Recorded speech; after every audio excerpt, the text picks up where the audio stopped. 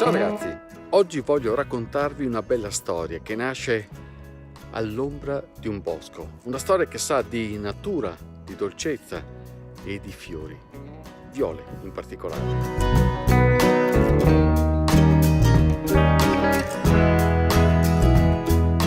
La storia è quella di Marilina e Maria Chiara, madre e figlia, accomunate da una grande passione, quella per i dolci. E le viole rappresentano un tassello importante perché sono uno dei motivi ispiratori di Marilina, perché le viole non soltanto le va a raccogliere nei boschi, ma poi le candisce e fa tutto un trattamento particolare per arrivare al prodotto finale. La raccolta è solo l'inizio del viaggio delle viole nelle mani di Marilina, perché alla fine il fiore diventerà così. Vedete, sembrano delle ametiste, in realtà sono le stesse viole cristallizzate. Solo che per arrivarci ci sono diversi passaggi. Innanzitutto vanno intinte in una soluzione di acqua e collante vegetale. E questo perché si fa? Perché in questo modo si riesce ad attaccare lo zucchero, che è ovviamente un ingrediente essenziale per arrivare al risultato finale. Dopodiché il ruolo torna ancora nelle mani della natura, perché ci vuole l'essiccazione. La parte umida deve essere estratta e dopodiché si ritorna di nuovo in laboratorio. Lì avviene un'altra infusione, l'infusione in una soluzione di acqua e zucchero dove le viole devono rimanere per almeno 6 ore.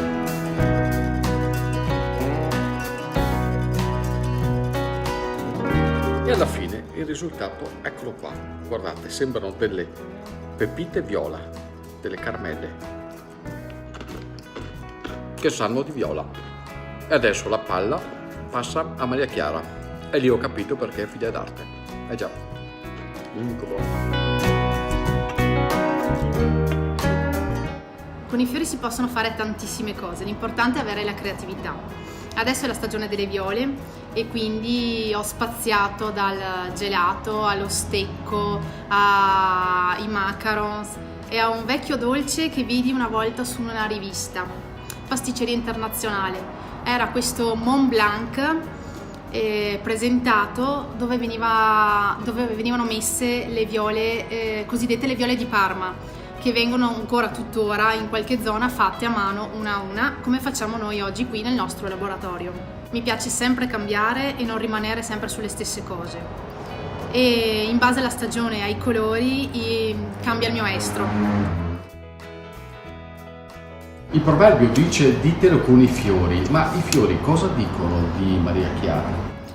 Allora, i fiori sono una cosa che pochi ancora fanno in generale e per me sono un mettermi alla prova, un giocare con aromi, sapori e consistenze diverse, e sono un migliorarmi e un continuare a creare sempre cose nuove.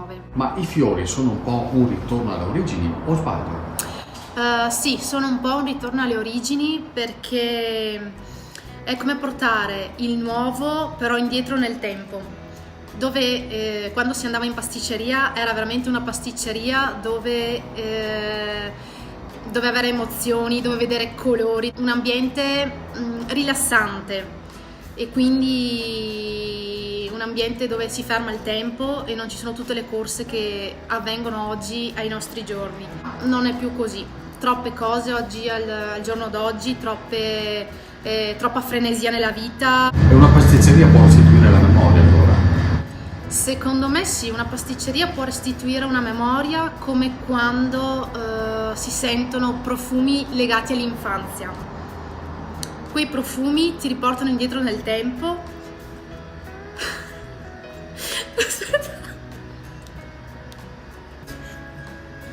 Ti riportano ad avere i ricordi di quando eri bambina. Perché ti emoziona questa cosa? Mi emoziona perché con la consapevolezza di oggi potrei gustare meglio quegli attimi persi quando ero piccina.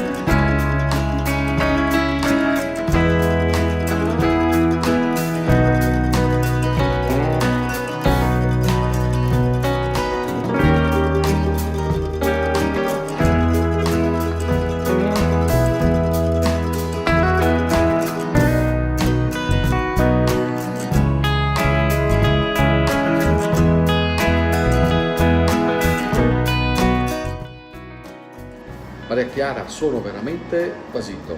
Sono di una bellezza questi pasticcini gelati, incredibile. Pensate, con i fiori, guardate cosa ha fatto nascere Maria Chiara. Però adesso gli è tanto bei, ma si possono sacrificare, vi dico, vero? Volendo si possono degustare. Posso prendere questo? Perché, Certo. ecco, l'hai fatto pensando a me, vero? Sai qual è il Sì. mio soprannome? No. Stecco. Una volta. Ciao ragazzi, ci vediamo alla prossima cantierata. Posso? Certo. Mm.